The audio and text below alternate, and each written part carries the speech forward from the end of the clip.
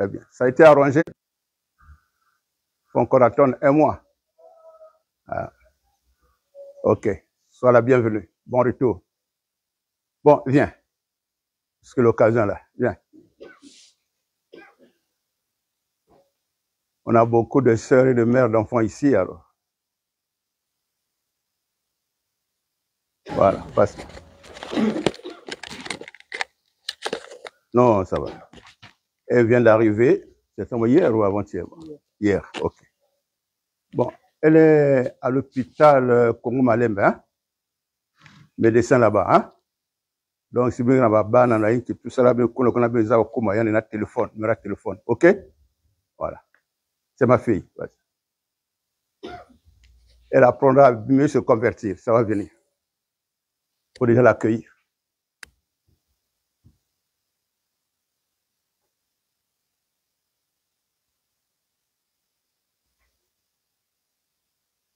Ok. Soyons les bienvenus. Bénis de l'Éternel. Depuis la maison, les maisons sociales, là où nos corps passent leur séjour sur la terre. Ça, c'est les maisons sociales. Ce n'est pas les maisons de Dieu, l'Éternel. La maison de l'Éternel, c'est là où nous tous, nous sommes unis par nos cœurs avec lui, par le Saint-Esprit. C'est là sa maison. Et le lieu où nous nous retrouvons tous physiquement, toujours avec ses cœurs unis, c'est ça qui constitue toujours sa maison, mais physiquement, nous avons besoin d'être ensemble pour nous partager l'amour en question, la communion, les services, selon les dons, l'onction que chacun a reçu pour être au service les uns des autres. Voilà.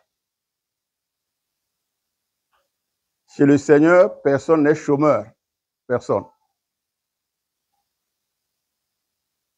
Chez le Seigneur, chacun doit avoir une activité, un don, un talent, les capacités pour être au service des autres. Voilà pourquoi le Christ a dit, aimez-vous les uns les autres, c'est-à-dire soyez au service les uns des autres. Le peu que tu peux faire en faveur des autres, c'est à Dieu et au Seigneur Jésus-Christ que tu fais ça. Lui-même, il a dit cela. Être au service de Jésus-Christ, c'est être au service des autres. Par la petite capacité que tu peux faire. Voilà. Ne soyez pas toujours effacé. Non, quand vous êtes effacé, vous limitez la vie de Jésus-Christ en vous. D'accord? Ne soyez pas effacé comme ça. Ne soyez pas effacé comme ça. Votre contact avec les autres, c'est seulement quand vous êtes rassemblés comme ça, après quand la réunion est finie, vous rentrez, c'est fini. On attend maintenant notre jour. Ce n'est pas bien. Ce n'est pas bien. Les pensées doivent être envers tous. Dans la prière, le Seigneur peut te révéler quelque chose sur un bien-aimé ou une bien-aimée. Tu ne vas pas vers le bien-aimé, non. Ou bien la bien-aimée, tu vas d'abord vers les conducteurs. Et le Seigneur leur donne comment orienter ça. Comment faire le service. Si c'est un rêve, si c'est une vision, on ne va pas dire, oh, mon autre, non. Va d'abord vers les conducteurs. Ne lui dis encore rien. D'accord? Voilà. Ok. Soyons tous les bienvenus dans la maison de notre bien-aimé Père Céleste. Personne n'est étranger ici. Mon payazate, nzeza kelve. Ils ont attendu avec Nyos. Son nom, c'est l'Éternel. C'est son vrai nom. Le nom qui lui est propre. Dieu, c'est pas son nom. Dieu. C'est un nom relationnel. Ça dit que tu es devenu son adorateur. Maintenant, tu l'appelles Dieu par rapport à la relation là. Mais ce n'est pas son nom. C'est comme quand un papa, un homme a mis au monde un enfant, l'enfant commence à s'appeler Père. Donc, voici mon Père. Mais le Père, c'est pas son nom. C'est le nom relationnel, la filiation avec le Fils, ou bien mère. D'accord? Dieu, c'est comme ça. Père aussi, Père éternel aussi, c'est comme ça.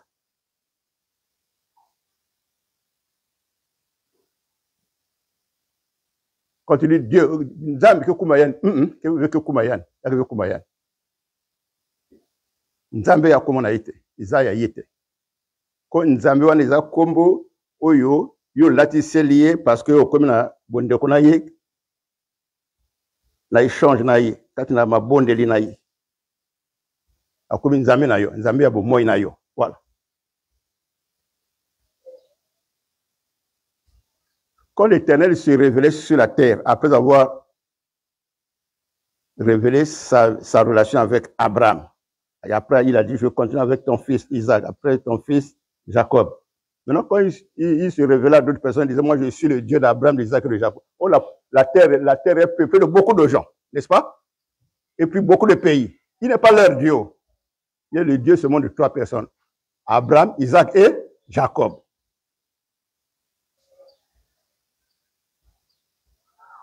Il n'était même pas encore le Dieu de leurs enfants. Les enfants de Jacob là.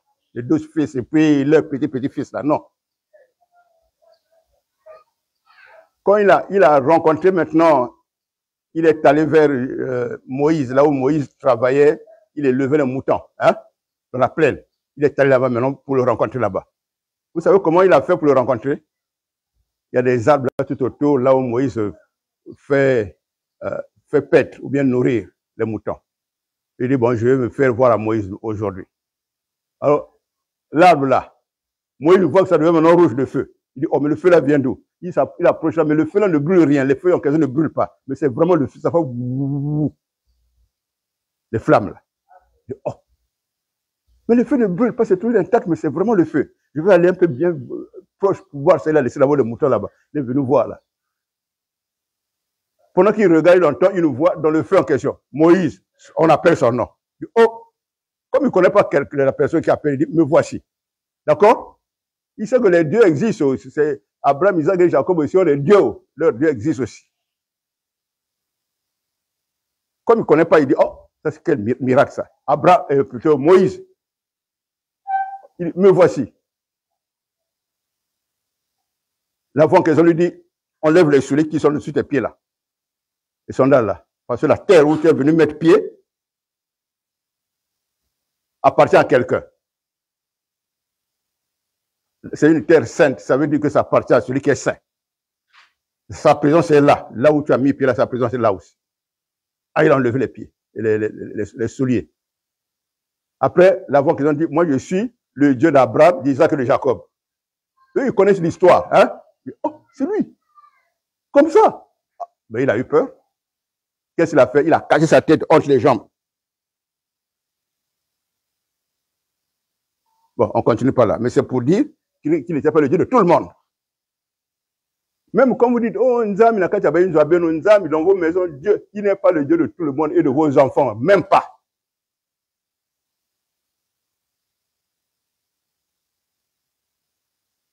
Non, non. Si tu viens là, à la réunion là, cherche qu'il devienne ton Dieu. L'Éternel peut devenir mon Dieu. Comment je veux qu'il devienne aussi mon Dieu? Ne va pas copier ce que tu as entendu prier ici à la maison. Oh, Nzambi, oh Dieu, tu commences à imiter les prières des autres. Ce n'est pas comme ça qu'il deviendra aussi ton Dieu. Jamais. Jamais. Il faut connaître la vérité. Beaucoup de chrétiens ont ramassé les esprits qui se sont fait des dieux chez eux. Ils croient que c'est le vrai Jésus, ou bien le vrai éternel, ou bien le vrai Saint-Esprit. Ils se sont trompés. Beaucoup de faux prophètes, c'est-à-dire les esprits qu'on appelle faux prophètes, qu'on appelle faux Jésus-Christ, sont nombreux, sont venus nombreux sur la terre. C'est eux qui possèdent beaucoup de chrétiens, même beaucoup de pasteurs là, ils ont les démons là qui s'appellent Jésus-Christ là. Ils portent le même nom.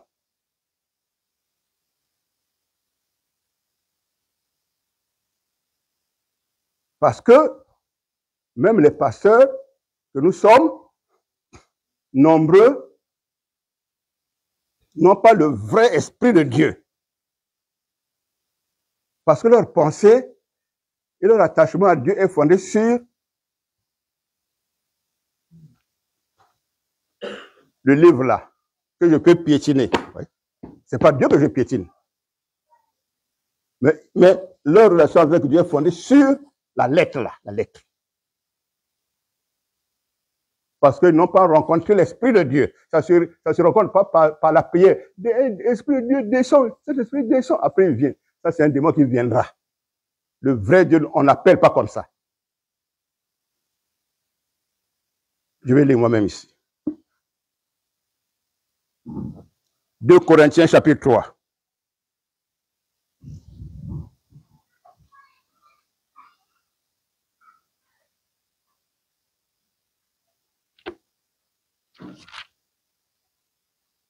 « 2 Corinthiens, chapitre 3.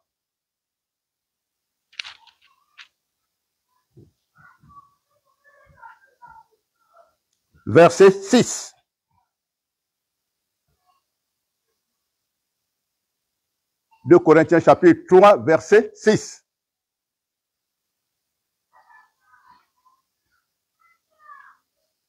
Il nous a aussi rendus capables d'être ministres d'une nouvelle alliance. Mais l'Esprit donne la vie. » Oui. Beaucoup de ministres sont les ministres de la lettre, c'est-à-dire qu'ils sont pasteurs parce qu'ils ont été à l'Institut biblique, à l'Université de la Bible, et ils ont reçu les diplômes pour être pasteurs là-bas. C'est la lettre. Les diplômes là, c'est les hommes aussi qui ont noté ça, qui ont signé ça, qui ont déclaré qu'ils deviennent pasteurs ou bien deviennent ministres ou bien deviennent évangélistes ou bien deviennent prophètes. C'est les autres humains comme eux qui sont des pécheurs. Un homme pécheur ne peut pas communiquer le ministère de Dieu à un homme. Sauf le ministère de faux dieux qui portent le même nom là.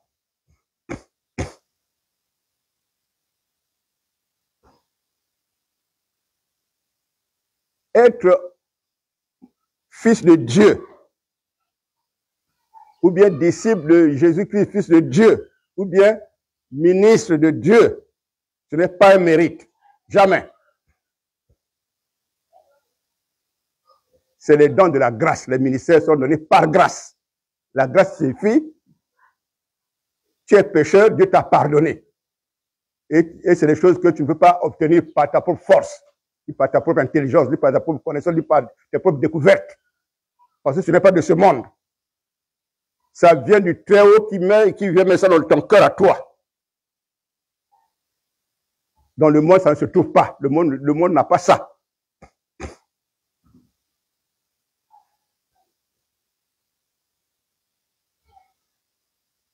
Donc, recherchons régulièrement cette connaissance par méditation, par les prières d'appartenance à l'Éternel en recherchant sa volonté. Qu'est-ce qu'il a dit sur lui-même et sur son Fils? Voilà, d'abord. Et sur notre origine, qu'est-ce que nous sommes là? Est-ce que nous sommes à son image? Non. Aucun homme sur la terre n'est l'image de Dieu. Même quand il est devenu pasteur, prophète, apôtre, évangéliste, il n'est pas l'image de Dieu. Aucun homme. Jamais. Un seul est l'image de Dieu. Lisons ça. Colossiens chapitre 1, versets 15 à 18.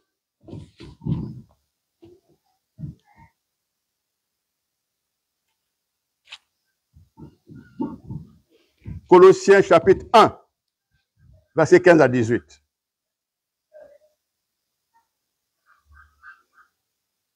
Je vais lire. Il est son Fils unique, la parole de Dieu faite chair. Je reprends ça.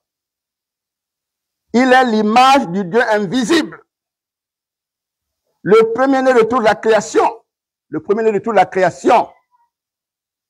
Car en lui ont été créées toutes les choses qui sont dans les cieux et sur la terre, les visibles et les invisibles, les trônes, les dignités, les dominations, les autorités. Tout a été créé par lui et pour lui. Lui seul est l'image de Dieu, celui par qui celui que Dieu a utilisé pour créer toutes les choses qui existent, y compris nous.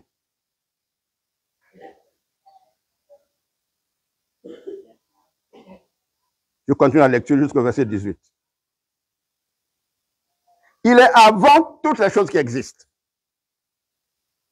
Et toutes les choses qui subsistent, subsistent en lui. C'est par lui que les choses existent et ont été créées et continuent d'exister. Voilà. Subsiste, ça veut dire continuer d'exister. Les choses continuent d'exister, le vent et l'air qui soufflent, c'est toujours par lui. Et le système solaire qui tourne, la terre tourne, et tout c'est toujours par lui. Que la nuit vient, après c'est le jour qui vient, après c'est les saisons qui passent, c'est toujours par lui. Toujours par lui. Tu dors, la respiration se passe seul, tu es ignorant, tu ne sais pas, tu te réveilles, après tu dis, oh, je respire toujours, donc je continue à vivre. C'est toujours par lui. Et, toujours par lui. Je finis le passage. Je reprends verset 17 jusqu'à 18. Il est avant toutes les choses qui existent. Et toutes choses subsistent en lui. Il est la tête du corps de l'Église. Il est le commencement, le premier-né d'entre les morts, afin d'être en tout le premier.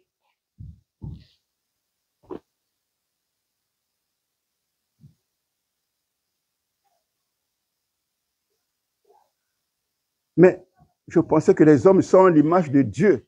Non. Non. Quand vous acceptez le Fils de Dieu, il ne vous donne pas l'image de Dieu. Lisons ça. Lisons ce qu'il nous donne. Je sais que ceux qui sont régulièrement enseignés savent, mais je dis ça à cause de ceux qui sont pas réguliers ou bien qui sont nouvellement, qui nous visitent. Romains, chapitre 8, verset 29.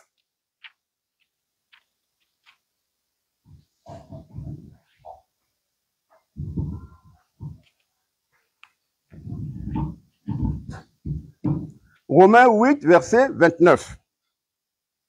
Lisons le verset 29.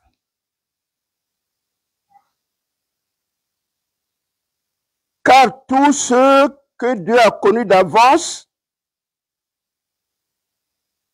c'est eux qu'il a prédestinés à être semblables à l'image de son Fils, afin que son Fils fût le premier-né d'entre plusieurs frères. Donc le chrétien, quand il reçoit Jésus-Christ, le Saint-Esprit le transforme pour tendre vers l'image de Jésus-Christ, pas l'image de Dieu. L'image de Dieu, c'est Jésus-Christ seul qui a ça.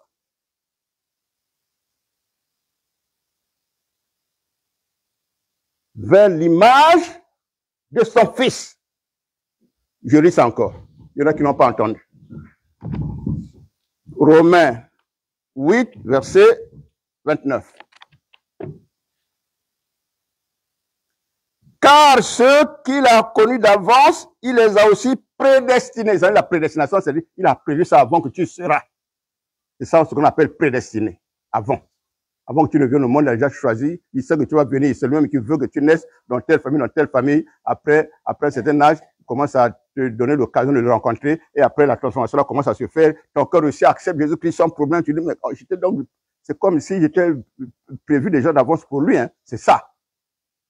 Alors, je reprends, car ceux qu'il a connus d'avance, il les a aussi prédestinés à être semblables à l'image de son Fils. Un autre passage.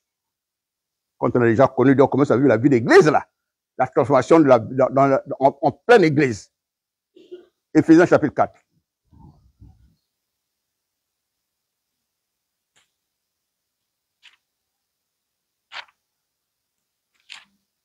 Éphésiens chapitre 4.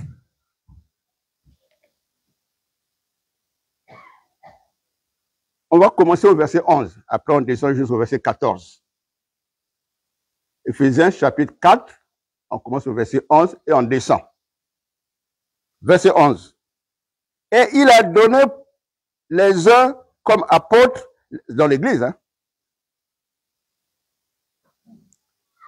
Les uns comme apôtres, les autres comme prophètes, les autres comme évangélistes, les autres comme pasteurs et docteurs, pour le perfectionnement des chrétiens, des saints, en vue de l'œuvre du ministère et de l'édification du corps de Christ, le développement, la connaissance, le changement, la vie de sanctification, le gabarit spirituel, la croissance en esprit, la croissance en connaissance, la croissance en stature, la croissance en sagesse, la croissance en connaissance, en intelligence dans l'Église. Pour le perfectionnement des saints en vue de l'œuvre du ministère et de l'édification du corps du Christ, jusqu'à ce que, c'est-à-dire la transformation jusqu'à arriver à l'image en question, jusqu'à ce que nous soyons tous parvenus à l'unité de la foi. Vous voyez, plus de contradiction entre nous, les vous à la chair. Non. Je reprends. Jusqu'à ce que nous soyons parvenus à l'unité de la foi et de la connaissance du Fils de Dieu. On sent que Jésus-Christ est en toi, on sent que Jésus-Christ est dans l'autre, on sent.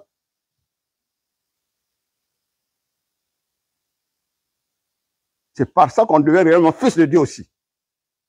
Par l'esprit de Fils, en chacun de nous. La connaissance du Fils de Dieu, c'est la connaissance au-dedans de toi et dans les autres. Dans le partage de la vie commune, la vie d'unicité d'esprit, de vie, de foi et d'espérance. Jusqu'à ce que nous soyons parvenus à l'unité de la foi et de la connaissance du Fils de Dieu, à l'état d'homme fait, à la mesure de la stature parfaite de Christ. Voilà. À la mesure de la stature parfaite de Christ. En nous. Image de Christ. Vu en cherchant ça, si ça n'habite pas en toi, tu n'es pas en train de croître spirituellement. Ta vie spirituelle tourne en rond seulement. Il faudrait que tu rencontres là où on fait mal à ta vie, là où on fait mal à ta chair, pour que tu résistes, tu domines ça et tu agis spirituellement. Tu bénisses les autres. Quand tu réagis charnellement, tu es toujours charnel. Tu n'es pas encore spirituel, tu es toujours charnel. Donc, ça veut dire que là, voilà une vie qui tourne en rond et n'avance pas.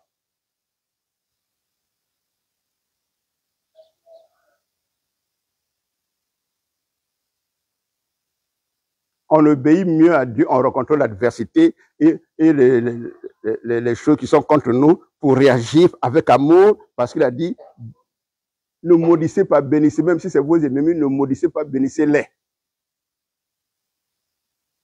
Si quelqu'un n'aime pas ton ennemi, son erreur te pousse à ne plus être en accord avec lui, alors qu'il n'aimait pas ton ennemi. Mais quand ce sera l'ennemi alors? Oui.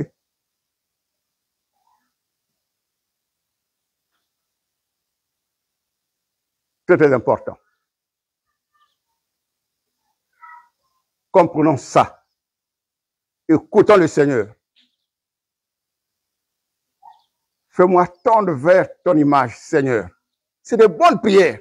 C'est rare au milieu de vous, de telles prières. Seigneur, bénis, Seigneur, bénis. Voilà vos meilleures prières. Or, quand tu cherches ça, maintenant, lui, il te bénisse, sans qu'il attende tes besoins, tes demandes. Parce qu'il sait ce dont chacun de nous a besoin. Lui-même, il sait.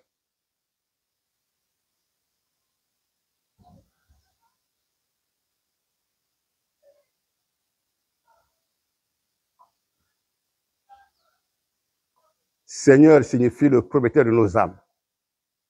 Ne l'appelle pas Seigneur pour rien. Si tu appelles Seigneur, regarde ton cœur. Est-ce que tu m'écoutes? Mais si je suis le propriétaire de ton âme, est-ce que quand je te parle, tu écoutes, tu obéis? Est-ce que tu recherches ça? Tu recherches ma volonté sur ta vie. Ton cœur n'a même pas une pensée comme ça. Dis, Seigneur, c'est pas ce que je veux faire qui compte dans ma vie, mais c'est ce que toi tu veux.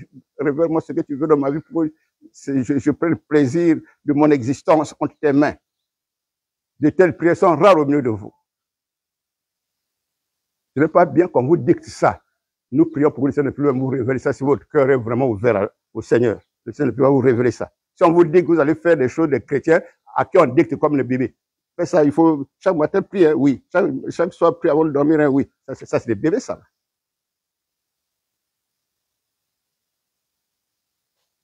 Si le matin, on se réveille, on vous réunit pas pour la prière. Quand vous réveillez, vous dans les chambres, dans la maison, vous ne priez pas. C'est être bébé, ça. Là. C'est être bébé. Si l'Église n'organise pas, bon, il y a quelques jours d'humiliation de l'âme, 3 jours, bien 7 jours d'humiliation de l'âme, le jeûne, si l'Église n'a pas organisé ça, dans la maison, vous n'avez pas un tel programme pour voir avec le Seigneur. Il n'y en a pas. Ça, c'est bébé, ça. C'est des bébés, ça.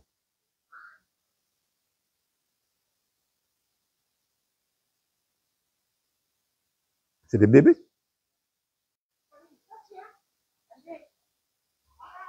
Or, pour ne pas être bébé, il faut tendre vers l'image dont le Seigneur est en train de nous parler là. Image. Cela n'est plus bébé, il est en train de quitter le stade du bébé. D'enfant. Parce qu'il y a une différence entre une nuance entre enfant de Dieu et fils de Dieu. Ce n'est pas la même chose. Lecture.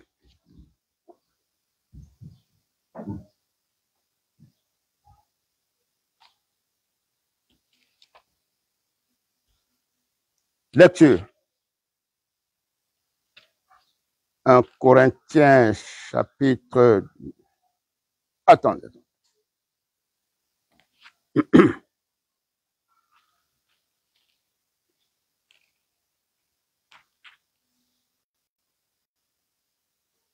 Un Corinthien. Bon.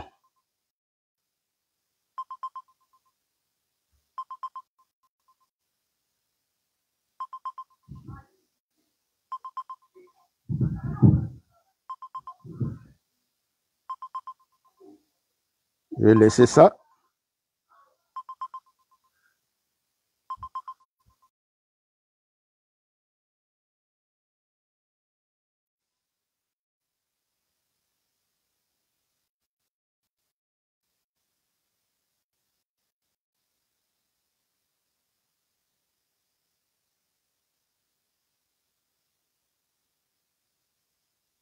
Ok.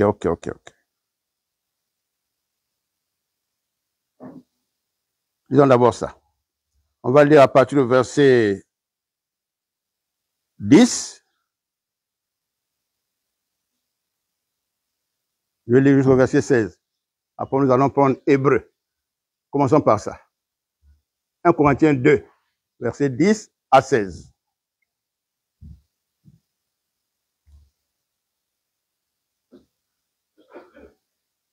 Bon, ça a commencé avant, mais je prends le verset 9. Mais comme il est écrit, ce sont des choses que l'œil n'a point vues, que l'oreille n'a point entendues non plus, et qui ne sont pas montées au cœur de l'homme. Parce que ça habite chez Dieu.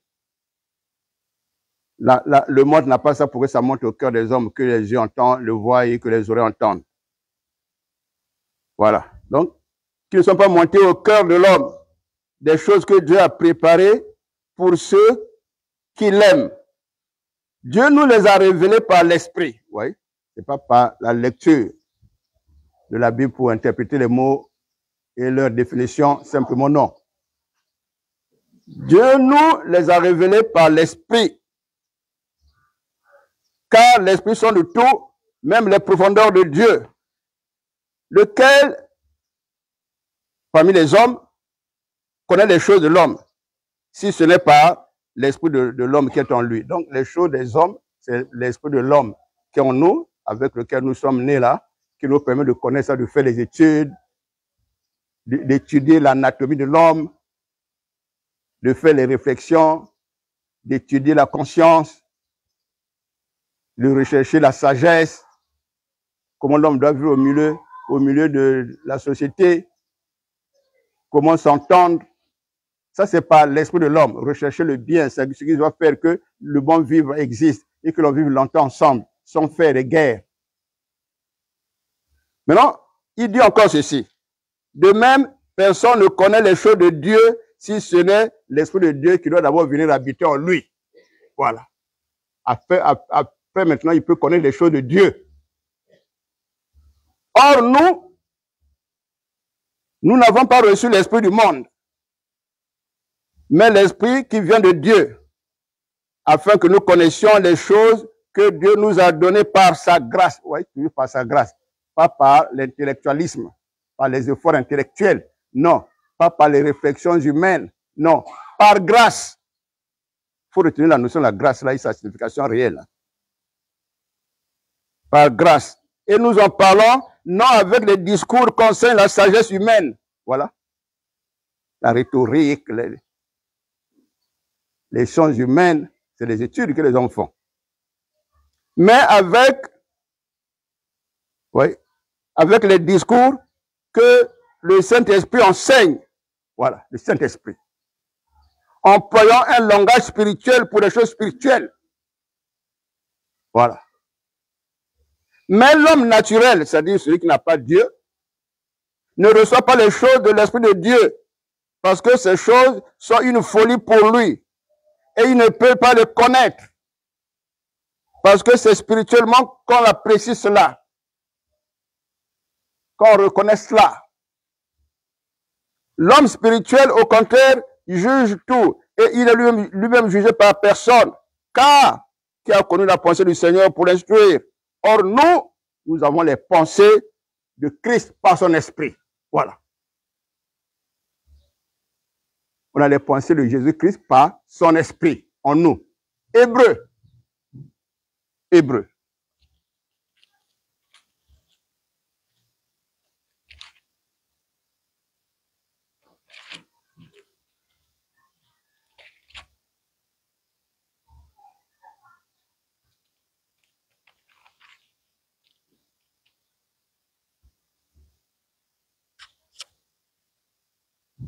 Hébreu, chapitre 5.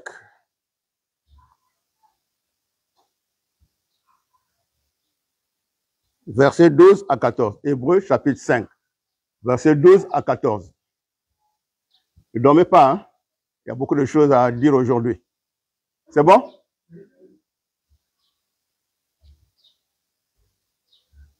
Hébreu 5. Eman, ne dors pas. Ah. Verset 12 à 14. Je commence. Vous, en effet, qui depuis longtemps devriez déjà être des maîtres, c'est-à-dire des personnes rendues matures, hein, comme des adultes dans la voie de Dieu. Oui. Vous avez encore besoin qu'on vous enseigne les IUOA, c'est-à-dire les béaba de la parole de Dieu. Oui. Vous en êtes venus en avoir besoin de lait et non de nourriture solide. Oui.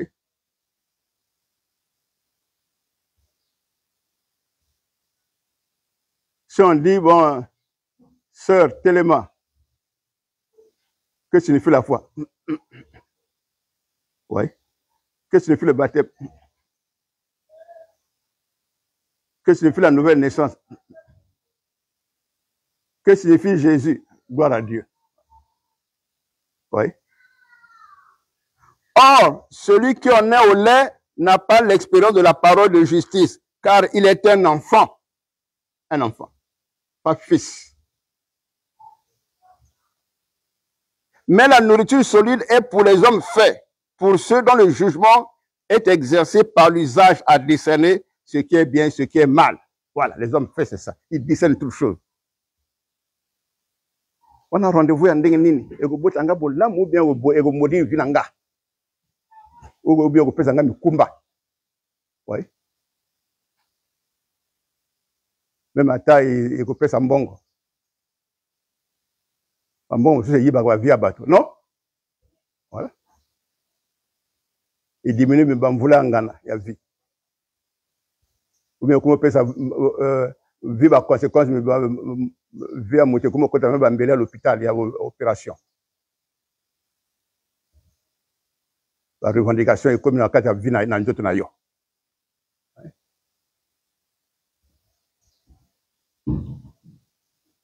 Ok. 1 Corinthiens encore. Chapitre 13.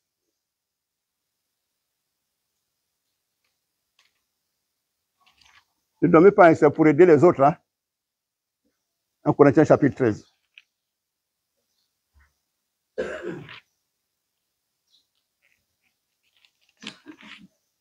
La différence entre un fils et un enfant, c'est que on dit de quelqu'un qu'il est fils en tant qu'héritier. Héritier, de son père. Il est fils d'un tel, donc son héritier.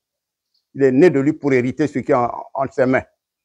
Maintenant, enfant, c'est un stade d'apprentissage.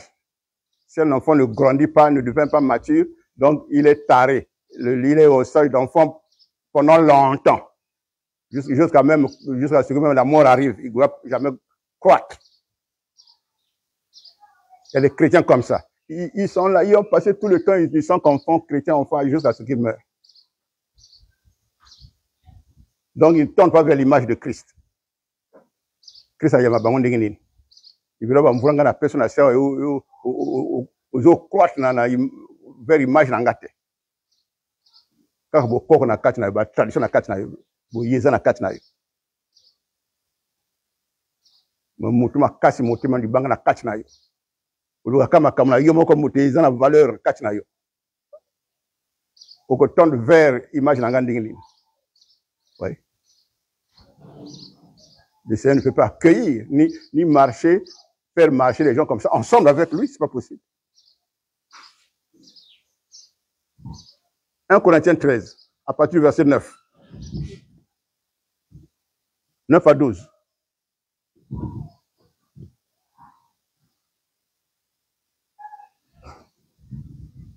Car nous connaissons en partie, nous prophétisons aussi en partie.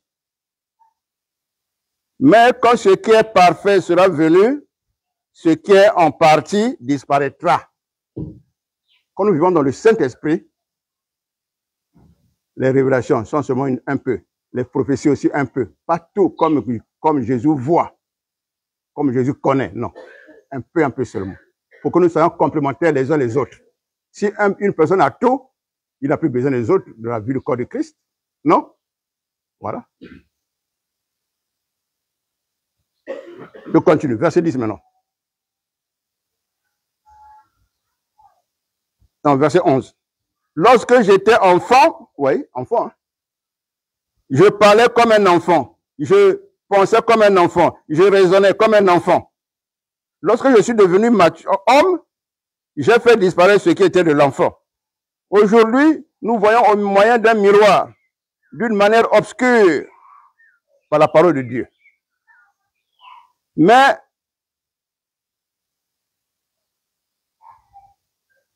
quand le moment sera venu, nous verrons face à face, comme le Seigneur nous voit, après l'enlèvement. Quand on sera parti de ce corps, quand on fera plus partie de ce corps, à l'enlèvement, c'est le nouveau corps qu'on va recevoir, le corps céleste et glorieux.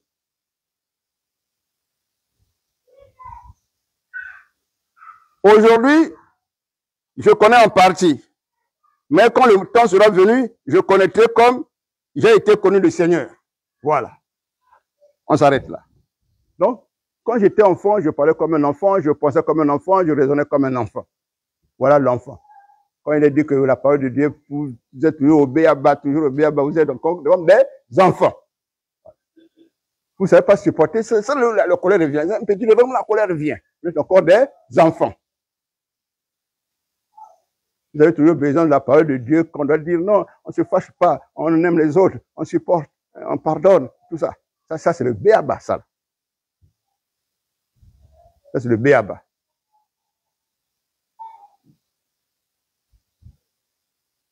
Quand vous marchez toujours, non, j'ai la colère au moi, donc on fait ça, je ne suis pas d'accord, la colère, vous êtes toujours dans le béaba. Vous ne pouvez pas avancer spirituellement.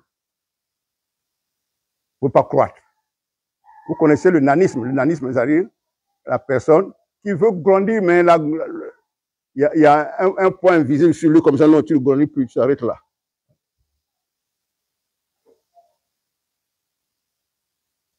C'est le nanisme.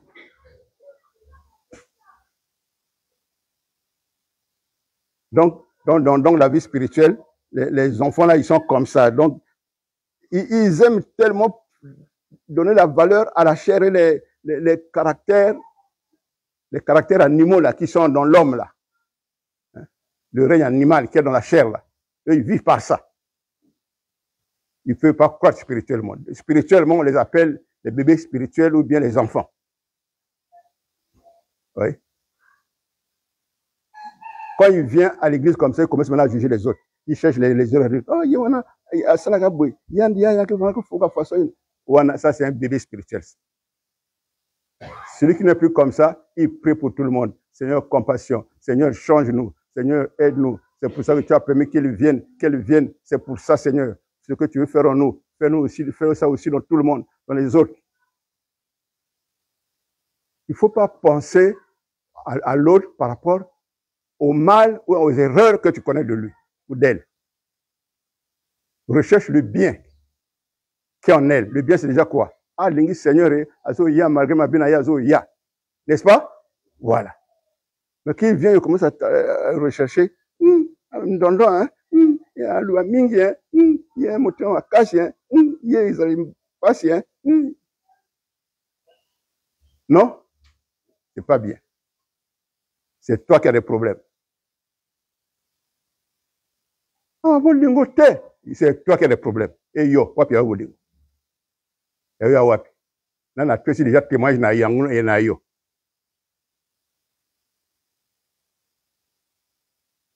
C'est toi qui as des problèmes.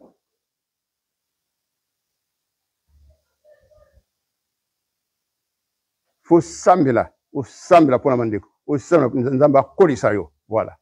Gloire à Dieu. Un cantique. Pourquoi tu es absent? Pourquoi tu es fatigué d'être là? Où est ta place finalement? Qui l'a appelé là-bas? Rapide, frère. Il n'y a pas de temps, il y a beaucoup à dire. Hein? Toi aussi, tu étais où? Hein? Pourquoi? Hein? Tu vas tenir?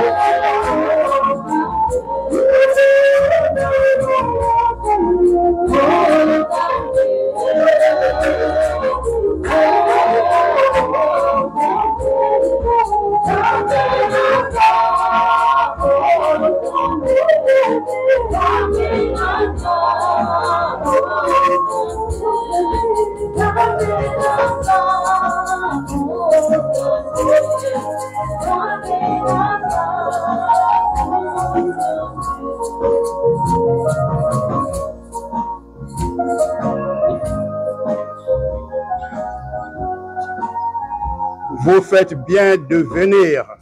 Que le Seigneur bénisse vos cœurs pour votre assiduité, sans raisonner. Que le Seigneur bénisse vos cœurs. Le mot Jésus, là, Jésus, ce n'est pas un mot français. Le mot Jésus, là, Jésus, ce n'est pas un mot hébreu. Le mot Jésus, là, Jésus, ce n'est pas un mot grec. C'est un nouveau mot, comme quand on invente les mots dans les langues. Après, pour donner ça comme un deuxième nom après le vrai nom. C'est un second nom.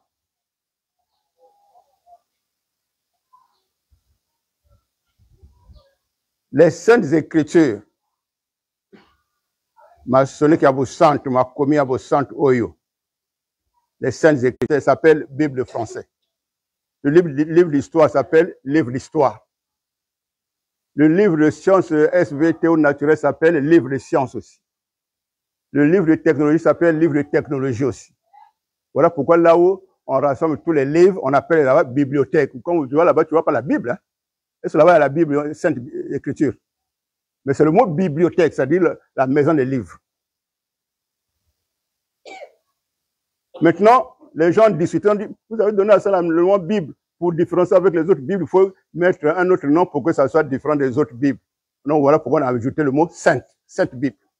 C'est-à-dire Bible qui est sainte, mais les autres Bibles ne sont pas les Bibles saintes, mais c'est aussi les Bibles. Bible d'histoire, Bible de français, Bible de langue, Bible de mathématiques. Donc on peut écrire livre ou bien Bible. Ici, on pourrait aussi écrire livre.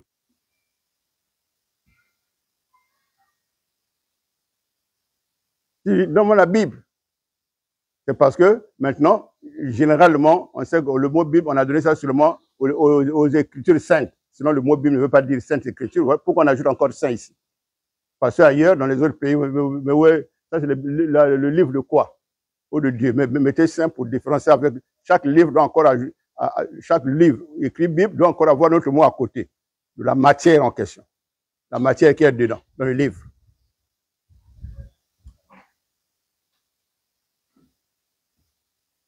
Donc,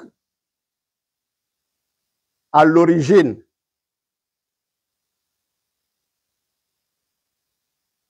quand les saintes écritures, les livres saints ont été écrits, c'était dans la langue des Juifs et dans la langue des Grecs. Voilà pourquoi on a mis hébreu et grec là. C'est la langue des Hébreux et la langue des Grecs.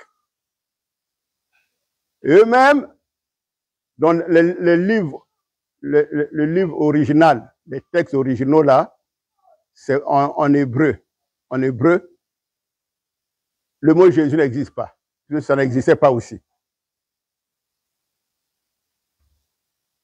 C'est le mot Yehoshua là. Moi, je ne sais pas le doigt. Yehoshua là, qui veut dire je suis votre sauveur.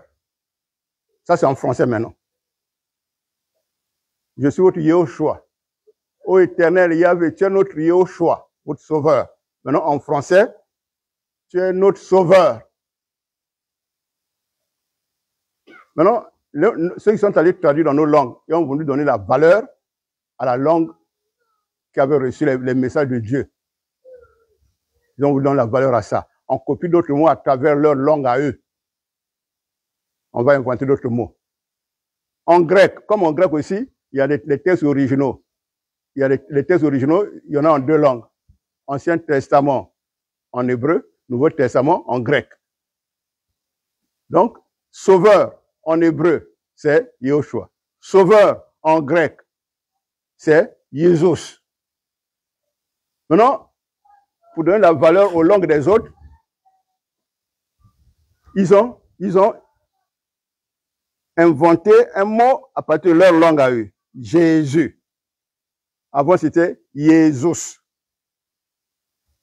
D'accord? Maintenant, le Y là, maintenant, ils ont mis G à la place. D'autres langues ont laissé Y à la place. Jésus. Comme vous, en français, en anglais, vous avez refusé J. Vous avez mis Y, n'est-ce pas? Jésus. Hein?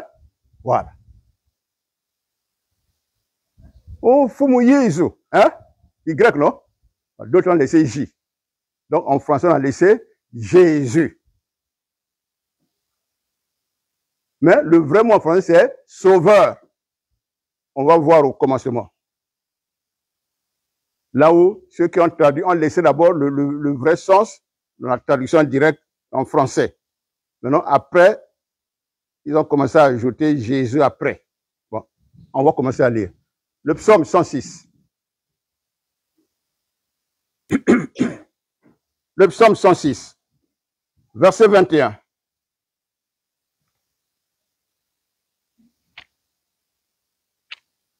Psaume 106, verset 21.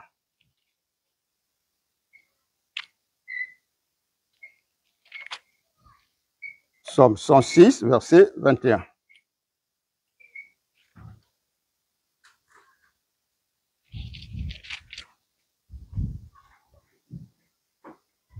Je commence au verset 19 pour arriver au verset 21 là. Psaume 106, verset 21. Je commence au verset 19.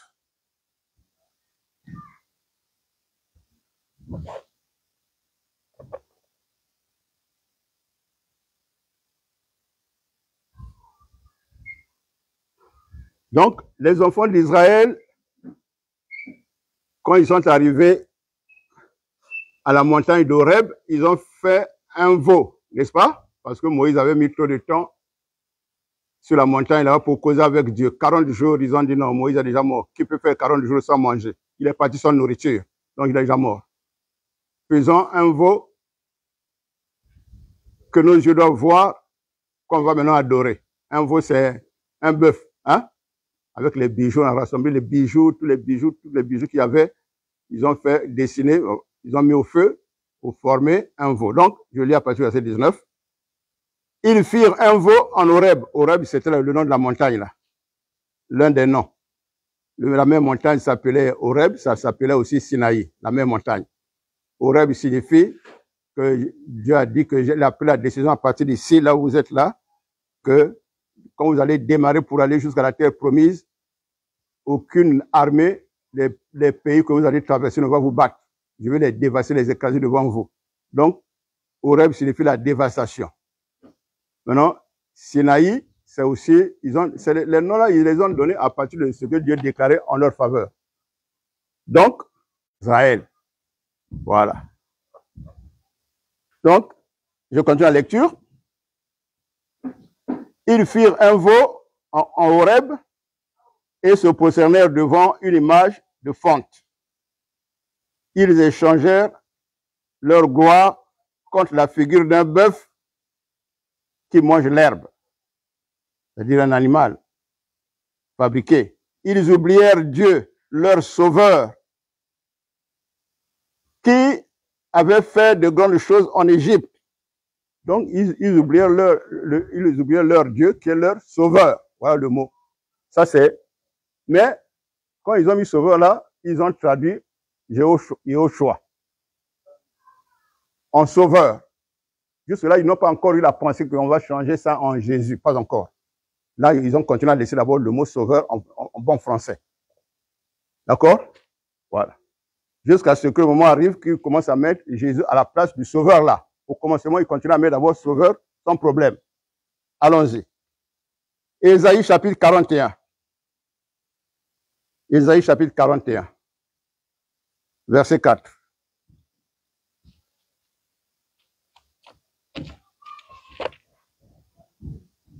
Ésaïe 41, verset 4.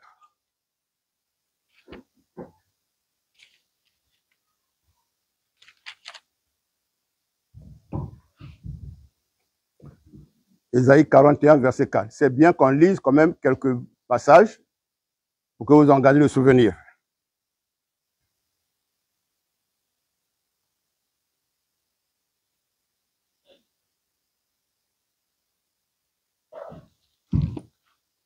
Je vais voir. Ésaïe 41, c'est ce que j'ai dit. Verset 14, pas 4. Verset 14.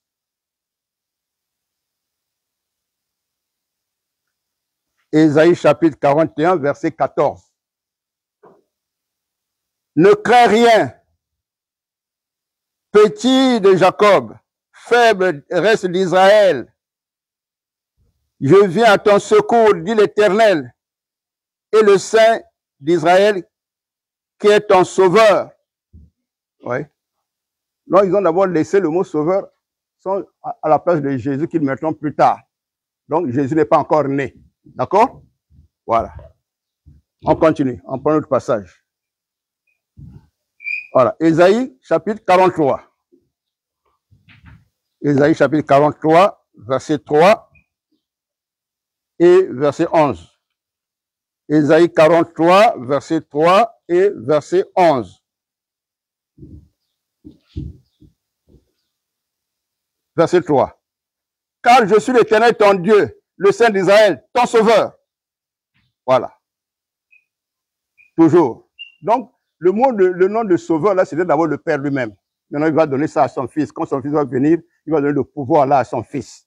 Que comme le fils va naître, vous allez lui donner le nom de sauveur à ma place. Voilà pourquoi on appelle en même temps Emmanuel, ça dit Dieu parmi nous. C'est en fait le nom du Père. D'accord? Voilà. Verset 11. C'est moi qui suis l'Éternel. Et hors de moi, il n'y a point de sauveur. Oui, en dehors de moi, il n'y a pas un autre sauveur. Donc, le sauveur, c'est d'abord le Père lui-même. Maintenant, comme lui et le Fils, ils sont un, c'est là qu'il donnera son nom-là à son Fils, que quand il va naître, vous lui donnez le nom de sauveur, parce que c'est lui maintenant je l'ai envoyé pour sauver le peuple d'Israël et tous ceux qui vont croire en lui sur la terre. Donc, on continue. Ésaïe chapitre 49. Ésaïe 49, verset 26. Ésaïe 49, verset 26.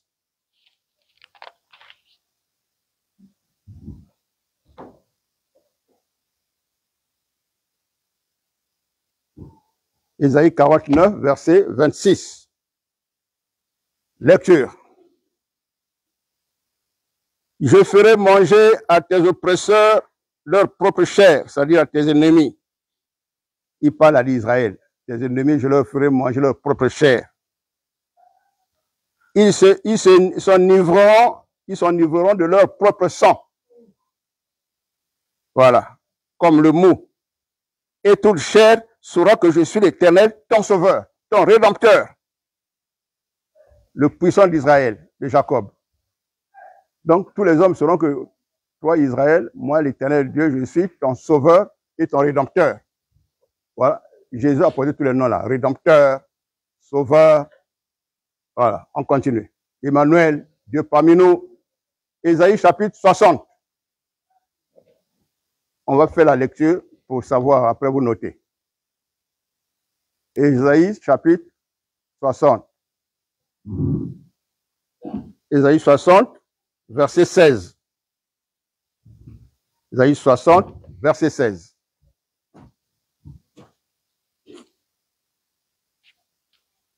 Ésaïe 60, 16. Verset 16. Tu suceras le lait des nations. Tu suceras la mamelle des rois. Tu sauras que je suis l'Éternel, ton sauveur, ton rédempteur, le puissant de Jacob. Moi, l'Éternel, je suis ton sauveur et ton rédempteur. Voilà. On continue encore. Ésaïe 62, verset 11. Ésaïe 62, verset 11.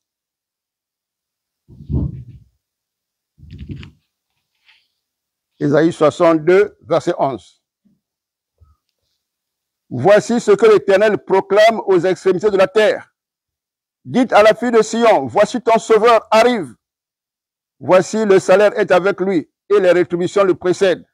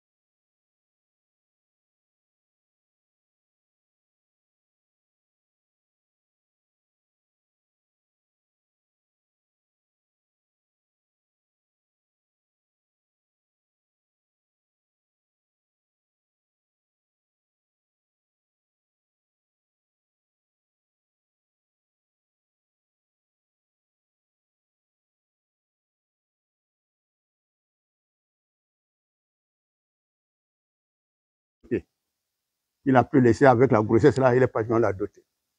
Pour entretenir la grossesse là, parce que le Saint-Esprit est venu de la part de Dieu dire que c'est toi qui vas entretenir la grossesse là. C'est toi qui seras le père de ça. D'accord? Donc, les parents aussi ont dit, mais les parents, eux, ils avaient déjà honte. Mais quand Joseph est allé la prendre, le parent dit, mais mon est gentil, est simple, mon anzami. Il y a quelqu'un qui dit, non, hein? Oh, ça, c'est vrai, hein? Mais comment ne pas être béni? Oui. Donc, il est allé, il dit, non, comme ça a commencé, je vais déjà la prendre, c'est à moi de lever ça. Moi, j'ai vu des gens braves, là, quand ils ont eu compassion d'une femme, oh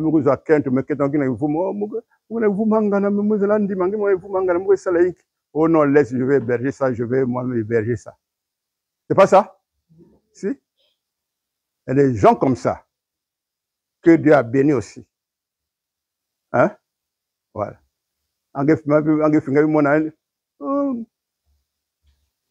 Comme bâtard, ou bien, je sais quoi. Non, non, non, non. C'est mon enfant. C'est mon fils, c'est ma fille. N'est-ce pas? Voilà. C'est ça, c'est ça. Joseph s'étant réveillé, fit ce que l'ange du Seigneur lui avait ordonné. Et il prit sa femme avec lui. C'est-à-dire qu'il l'a dotée. Après, il l'a menée.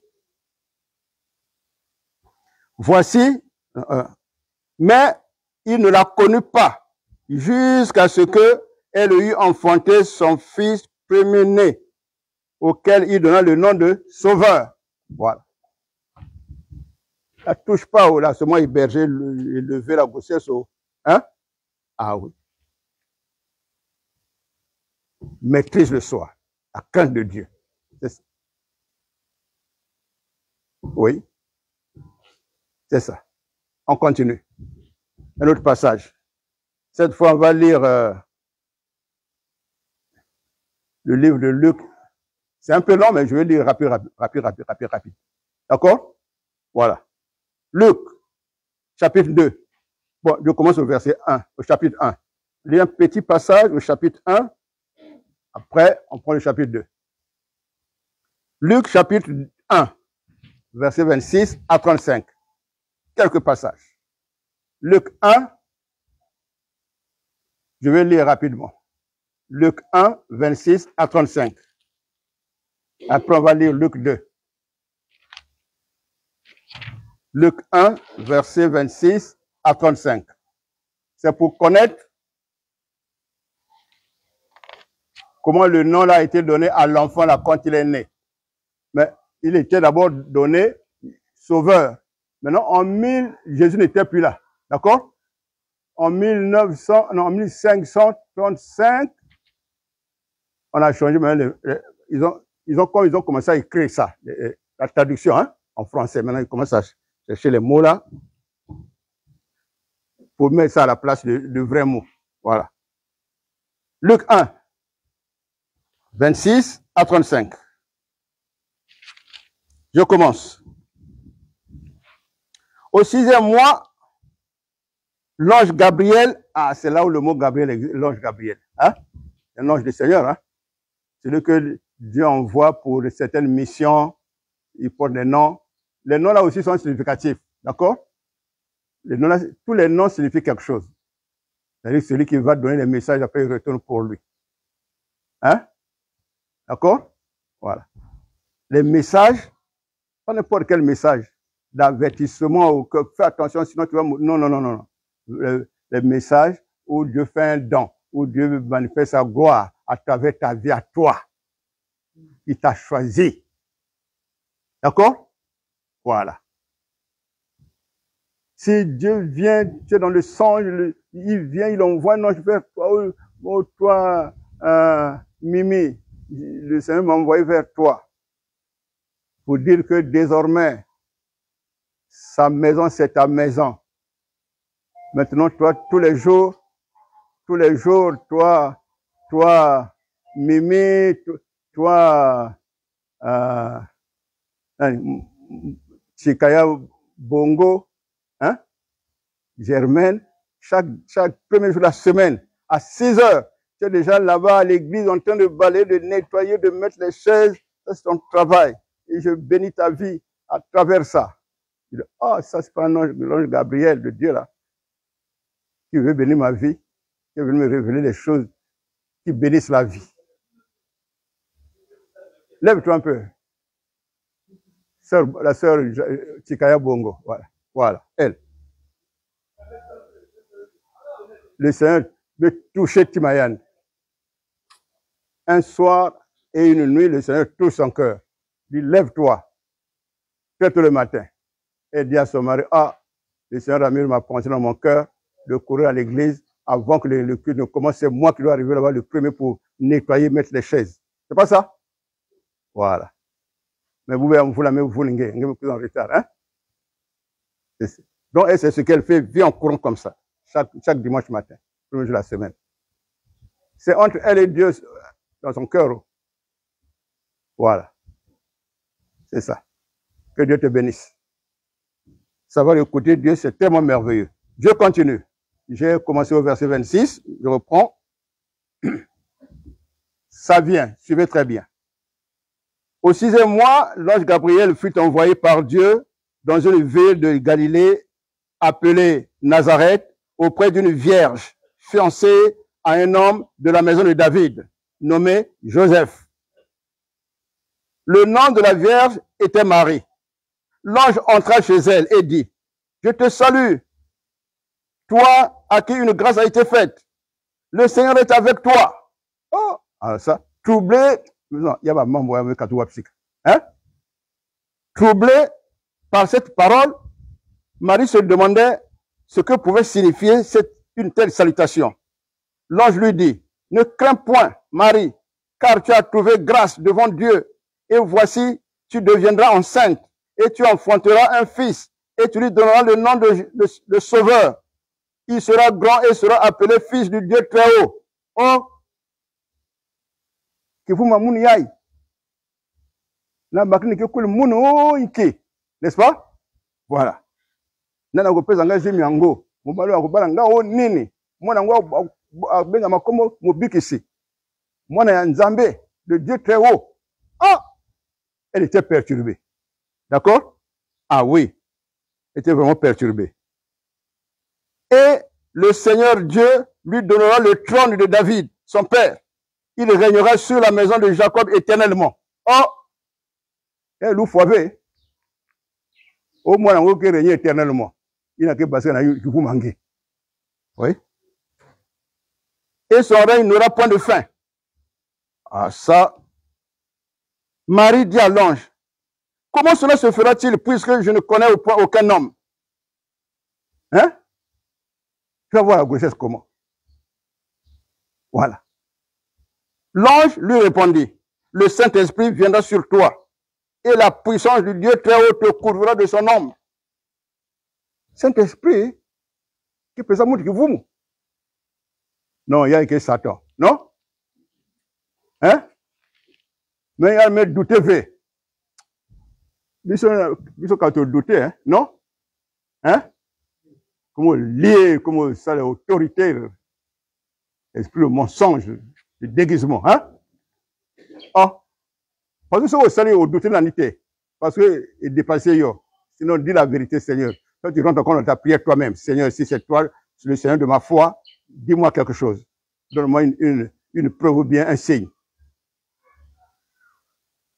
C'est pourquoi le saint enfant, il appelle les gens d'enfants qui sont le saint. Le saint enfant, naîtra de toi, qui naîtra de toi sera appelé fils de Dieu. Oh! Vous voyez? Sera appelé fils de Dieu. Alors, prenons maintenant le chapitre 2, toujours de Luc. Versets 1 à 40. Je vais lire rapidement, 1 à 40. Ne criez pas, 1 à 40. Je vais lire rapidement. Là. Marie-Thérèse ne dort pas. Mon papa Mathieu ne dort pas. Lève-toi. Un gobelet d'eau. Esther ne dort pas. Hein? Ne dort pas.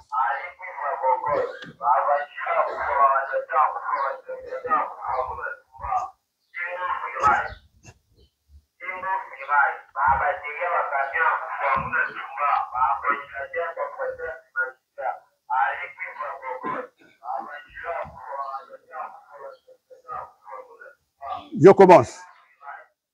N'écoutez pas ce qui se passe dehors. Suivez ici. En ce temps-là, parut un édit de César Auguste ordonnant un recensement de toute la terre. Le roi, il y avait un roi qui s'appelait César. Il commandait beaucoup de pays. C'est lui qui colonisait aussi Israël. Il avait envoyé Hérode là-bas, Ponce Pilate là-bas pour commander, comme les Français, quand ils avaient envoyé de Brazza pour venir mettre les empreintes de la France ici pour prendre notre pays en otage, jusqu'à aujourd'hui. Parce que nous sommes indépendants en politique et non en économie. D'accord? Les économies, pétrole, tout ça. Et ça, c'est entre nos mains. C'est entre nos mains? Non. On nous donne seulement quelques poussières. Hein? C'est pour eux. Si le président dit non, je ravis ça, on enlève le pouvoir. Les souverains avaient parlé fort, on l'a enlevé. C'est eux qui enlèvent. Si notre président parle fort, on va l'enlever. Ouais.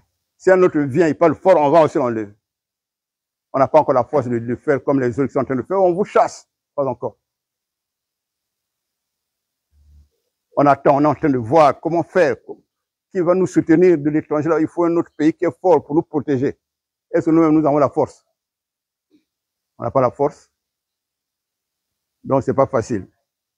Le pays a besoin de beaucoup de prières, Voilà. Donc, César, il colonisait Israël, là où Jésus devait naître. Là où était le peuple de Dieu. Lui, il a pris ça en main. Il a pris Israël en main. César. Il a envoyé les colons là-bas. Voilà. Donc, il a demandé de faire le recensement, de compter tout le monde, toute la population. Chacun doit repartir là où, dans la ville de naissance de ses parents. C'est ça. Si les parents ont été à Kakamoué, Kabine, vous connaissez ça le recensement, qu'on va compter bien nos bakana nyos, mamatekulu, tout, vous avez boire les parents bien. On connaît ça le recensement, qu'on va compter bien nos qu'on après bien vutuka. Donc, en Israël, quand Jésus devait venir au monde, sur la terre là, c'est à ce moment-là que ça a commencé. Voilà. Voilà pourquoi. C'est pour pousser les plans de Dieu. Il met ça dans les païens. Comme Marie et Joseph, hein, ils sont leurs parents, sont de la ville de Bethléem. D'accord? Qui vous est en train de pousser bientôt 9e mois. Hein? Bon. Dans les prophéties qui étaient venues avant. Il a dit que un prophète a dit, oh, toi qui vas venir là, qui sera le sauveur des nations, tu vas naître, ta naissance ce sera dans une petite ville qui s'appelle Bethléem. Après, un jour, il commence à crier dans la rue, oh, toi, Bethléem, petite ville comme ça, mais tu seras la plus grande à cause de la personne qui va naître là-bas, qui va commander tout Israël. Hein? Tu ne seras plus la petite ville dont on ne parle pas. Ça, la naissance, maintenant, même si on a fiotte. D'accord? Voilà. Les prophéties naissent. Maintenant, quand le temps de la grossesse arrive, Dieu agite les colons là. Bon, tout le monde repartit dans vos pays, dans vos villages, dans vos terres pour le recensement. Or, c'est pour que la naissance de Jésus se fasse là-bas. D'accord? Voilà. Je reprends. Oh, c'est le plan de Dieu. Même le recensement là, c'est le plan de Dieu. Oui. Dieu a utilisé un païen pour créer le mouvement là. Voilà pourquoi nous descendons tout même si c'est un païen qui vient nous parler, qui nous provoque, qui nous rend la vie difficile, ou parfois on dit, Seigneur, est-ce que c'est pas toi qui as envoyé, est-ce que tout ça, avant de dire que c'est seulement Satan. Non, non. D'accord? C'est bon? Ok. Alors je reprends. En ce temps-là, parut un édit de César Auguste ordonnant un recensement de toute la terre. Ce premier recensement eut lieu pendant que Quirinius était gouverneur de Syrie. Tous allaient se faire inscrire, chacun dans sa ville. Joseph aussi montant en Galilée, non, montant de la Galilée, donc il quitte Nazareth. De la ville de Nazareth pour se rendre en Judée. Se rendre en Judée. Donc, on descend à bois là-bas. Dans la ville de David, appelée Bethléem, parce qu'il était de la maison et de la famille de David, afin de se faire inscrire avec Marie, sa fiancée, qui était enceinte. Recensement. Dans chaque bois, il y a des parents. Il y a des cannes. Il y a des boutis. Pendant qu'ils étaient là, le temps où Marie devait accoucher arriva. Et elle enfanta un fils premier-né. Elle emmaillota, enroulait les habits, quoi. Et le coucha dans une crèche, parce qu'il n'y avait pas de place pour eux dans l'hôtellerie, dans les hôtels. Il n'y avait plus de place. Quand tout le monde vient comme ça, on vient de partout, les hôtels manquent de place. Donc, mais ils étaient seulement debout, assis quelque part après, quand l'accouchement arrive, ah, begin na tayani wapi. Bon, mais quand tout le monde a kata yinzo ya ba même ina ke bouta na kata pleine, hein. Ah. La crèche, c'est ça. Donc, les écoles maternelles, là, qu'on a donné le nom crèche, là, c'est à cause de la naissance de Jésus dans une crèche. C'est-à-dire, l'enfant Jésus était né dans une crèche, donc appelons les écoles des bébés, là, les crèches. D'accord? Donc, Kumba crèche, Katuka Niawa. C'est bon? Voilà. OK. Il y avait dans cette même contrée des bergers qui passaient dans les champs des veilles de la nuit pour garder leurs troupeaux. Donc, la propriétaire va même passer la nuit dehors pour garder leurs troupeaux parce que c'était la bonne saison. Et voici, un ange du Seigneur leur apparut. Et la gloire du Seigneur répandit autour d'eux. Ils furent saisis d'une grande frayeur, la peur. Mais l'ange leur dit, ne craignez point, car je vous annonce une bonne nouvelle, qui sera pour tout le peuple le sujet d'une grande joie. C'est qu'aujourd'hui, dans la ville de David, Bethléem, il vous est né un sauveur. Oui, il vous est né un sauveur. Ça, c'est un ange qui vient annoncer. Pas il est né un Jésus. Non, non, non. C'est bon? Comment Jésus va nous élever? Il vous est né un sauveur. Voilà. Un sauveur qui est loin, loin. Le Seigneur, loin. C'est bon? Un loin, c'est ça. D'accord? Voilà. Et voici à quel signe vous le reconnaîtrez. Vous trouverez un enfant emmailloté dans les habits, quoi. Couché dans une crèche. Crèche, si même comme tanga kubuta wa kulitoa na kati kuna sama kubuta bebe hein, voilà. Après ba wanisa kuna bage pesa wa matiti kuna sama na bebe et ba kaka bana continue kutambulaka. Voilà.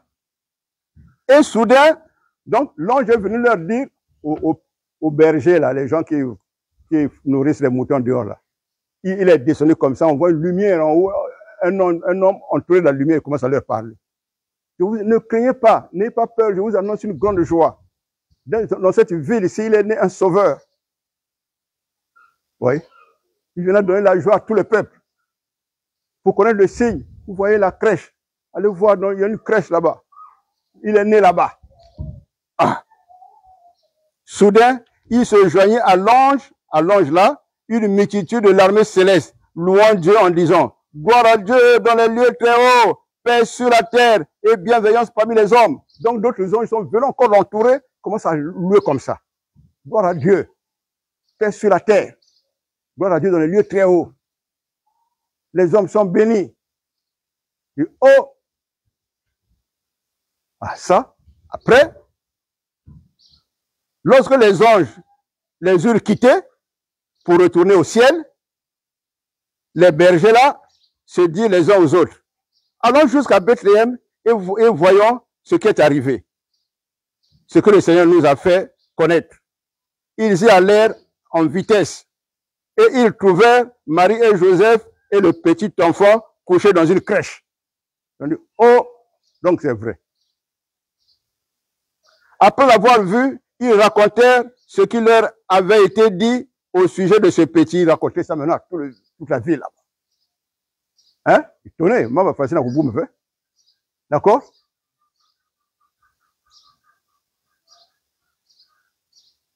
Tous ceux qui les entendirent furent dans l'étonnement et de ce que leur disaient les bergers.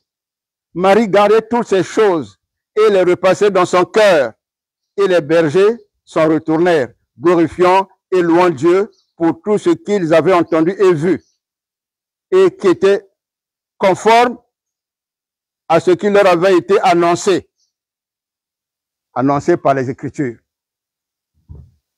Le 8e jour, auquel l'enfant devait être circoncis, était arrivé. On lui donna le nom de Sauveur, nom qu'avait indiqué l'ange avant qu'il fût conçu dans le sein de sa mère. Et quand les jours de leur purification furent accomplis, selon la loi de Moïse, Joseph et Marie le portèrent à Jérusalem pour le présenter au Seigneur dans le temple. Suivant ce qui est écrit dans la loi du Seigneur, tout mâle premier-né sera consacré au Seigneur et pour offrir en sacrifice 2 tourterelles et 2 jeunes pigeons, comme cela est prescrit dans la loi du Seigneur, au temple. Pour présenter, quand un enfant est né, il le circoncire et il faut le présenter au Seigneur au temple. Un enfant mâle, garçon. Seulement les garçons, pas les filles.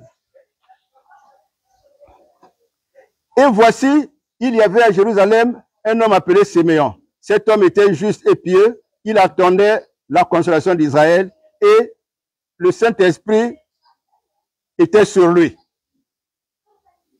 Il avait été divinement averti par le Saint-Esprit qu'il ne mourrait pas tant qu'il n'a pas encore vu, tant qu'il n'aurait pas encore vu le Fils là, loin de Dieu. Il avait reçu une révélation comme ça. Donc quand il vivait là, il sait tant que je ne l'ai pas encore vu, donc je ne mourrai pas encore. Il servait Dieu avec joie. Voilà. Il avait été divinement averti par le Saint-Esprit qu'il ne mourrait pas avant d'avoir vu loin de l'Éternel. Il vint au temple ce jour-là, poussé par le Saint-Esprit. Donc le Saint-Esprit dit, temple. Hein? Or, on a déjà amené le petit là-bas. Quand il arrive, lorsque ses yeux croisent la famille là et le bébé, le Saint-Esprit ouvre sa bouche. Il vint au temple poussé par l'Esprit de Dieu. Et comme les parents apportaient le petit enfant, sauveur, pour accomplir à son égard ce qu'ordonnait la loi, il le reçut dans ses bras, bénit Dieu et dit, maintenant Seigneur, tu laisses ton serviteur s'en aller en paix, c'est-à-dire mourir maintenant dans la joie, dans la paix, selon ta parole, car mes yeux ont vu ton salut, salut que tu as préparé devant tous les peuples, lumière pour éclairer les nations, et gloire d'Israël, son peuple. Mes yeux l'ont vu, le salut, les gens le regardent, salut wapiyan. Ni bébé yaï, ouais. Salut veut dire sauveur, d'accord? Salut, ça veut dire sauveur, ok? Voilà. Donc, Joseph et Marie écoutent ça, ils disent, mais ça, quel événement? L'enfant là, vraiment, va venir avec des événements dans notre vie. Vivre comment on a Yann? Hein? Là, il manque, il a mis 30 têtes veille, peut-être que après, mais comment on va vivre avec l'enfant là? On va se cacher avec lui où? Oui. Il est encore que bébé, les choses commencent comme ça, mais chaque année qu'il va grandir là, on ne sait pas comment on va vivre avec lui. On ne sait pas ce qui va venir après. Joseph et sa mère étaient dans l'admiration des choses qu'on disait de l'enfant. Siméon les bénit et dit à Marie, sa mère, voici cet enfant est destiné à amener la chute et le relèvement de plusieurs en Israël et à devenir un signe qui provoquera la contradiction. Et à toi-même, une épée qui te transpercera l'âme. C'est-à-dire, maman, quoi. On dirait, même tout la monde, une belle nana, maman, trop. Il n'a pas supporté. Il n'a pas supporté. Une épée te transpercera l'âme, afin que les pensées de beaucoup de cœurs soient dévoilées. Waouh! Il y avait aussi encore une autre prophétesse là aussi dans l'église, dans le temple. Il y avait aussi une prophétesse Anne, fille de Phanuel, de la tribu d'Azer. Elle était fort avancée en âge et elle avait vécu 7 ans avec son mari depuis sa virginité. Restée veuve, c'est-à-dire que, pas moi, c'est mieux comment dire qu'il boba. Là, elle va connaître une jeune fille. Bakala ni me connaître quand ni bakala connaître une jeune fille. Même ça là 7 ans il y a du quoi après bakala me foi. Donc depuis jeune 7 ans si me connaître à 15 ans puis 7 ans 22 ans non. 22 ans tu as me comment kana 84 ans la boba ina kana célibataire na kata tombe ame zombo via munu ka me comment ya ku servir nzana. Je reprends. Il y avait aussi une prophétesse Anne, fille de Phanuel, de la tribu d'Azer. Elle était fort avancée en âge et elle avait vécu 7 ans avec son mari depuis sa virginité. Restée veuve et âgée de 84 ans, elle ne quittait pas le temple et elle servait Dieu nuit et jour dans le jeûne et dans la prière. Ah, ça, étant survenue, elle aussi, à cette même heure, elle louait Dieu et elle parlait de sauveur, de bébé sauveur, à tous ceux qui attendaient la délivrance de Jérusalem. Vous qui attendez la délivrance de Dieu, le sauveur en question est là, bébé là. Les gens étaient là-bas, c'est moi qui parle. Ici, c'est la femme là qui parle, la prophétesse. Les parents étaient hébétés, vraiment. L'enfant là nous apporte des problèmes. Lorsqu'ils eurent accompli tout ce qu'ordonnait voilà, la loi du Seigneur, Joseph et Marie retournèrent en Galilée, à Nazareth, leur ville. Or, l'enfant croissait et se fortifiait en esprit. Il était rempli de sagesse et la grâce de Dieu était sur lui. Verset 40. Donc, signe, c'est le signe de l'enfant sauveur, pas l'enfant Jésus. Jésus là, c'est un surnom. Donc, vous ne donnez pas la valeur à Jésus plus que le mot, le nom sauveur qui est significatif, que nous comprenons avec signification et avec intelligence et avec connaissance. Le mot Jésus ne donne pas la connaissance à quelqu'un. Ça permet seulement de répéter le mot Jésus, Jésus, Jésus, Jésus là. Si on ne fait pas ça avec intelligence, si on ne fait pas ça en cherchant la signification, ce que ça veut dire, on tape à côté. On ne vit que religieusement. C'est bon? Ah oui. Il faut comprendre ça. Et il est venu pour toutes les nations. Pour toutes les nations. On va lire un dernier passage par rapport à ça. Matthieu 24, verset 14, on lit souvent ça. Matthieu 24, verset 14.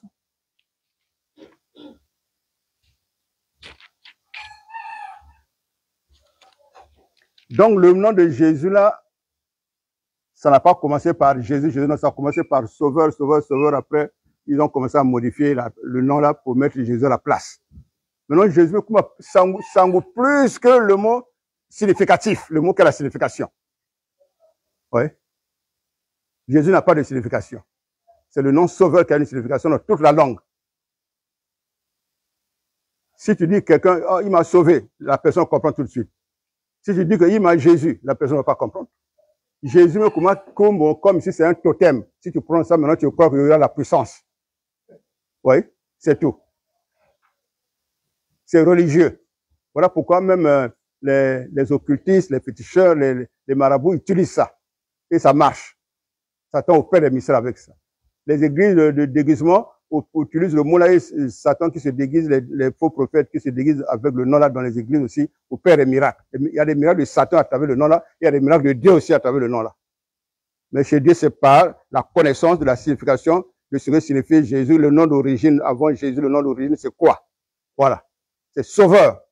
Dans la langue des Hébreux, c'est Yehoshua. C'est pas notre langue. Donc, si un chrétien dit, on prononce pas Jésus, on prononce Yehoshua, mais Yehoshua, c'est pas la langue, c'est pas ta langue. Il faut parler juif pour prononcer le mot Yehoshua. Mais quand tu parles français, il faut prononcer le mot français. Le mot français, c'est sauveur. Et oint. Voilà. C'est bon? Voilà. Disons quand même Matthieu 24, verset 14.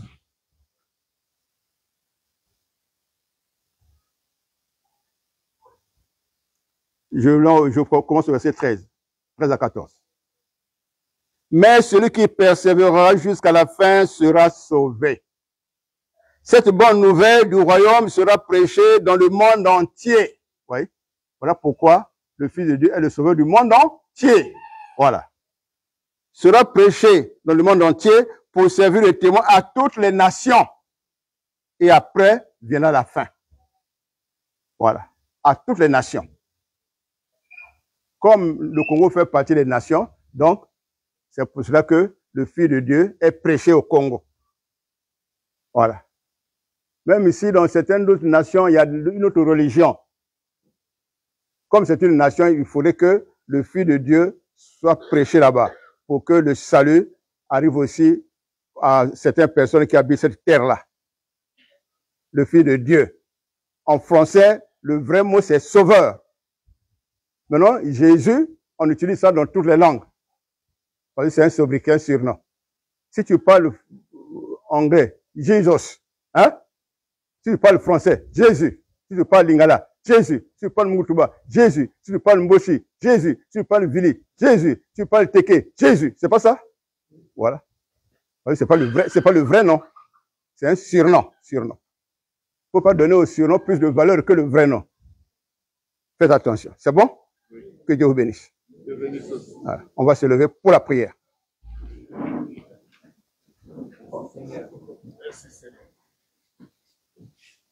Gloire à Dieu. Gloire à Dieu. Si tu es dans la joie, saute un peu. Si tu es dans la joie, saute un peu.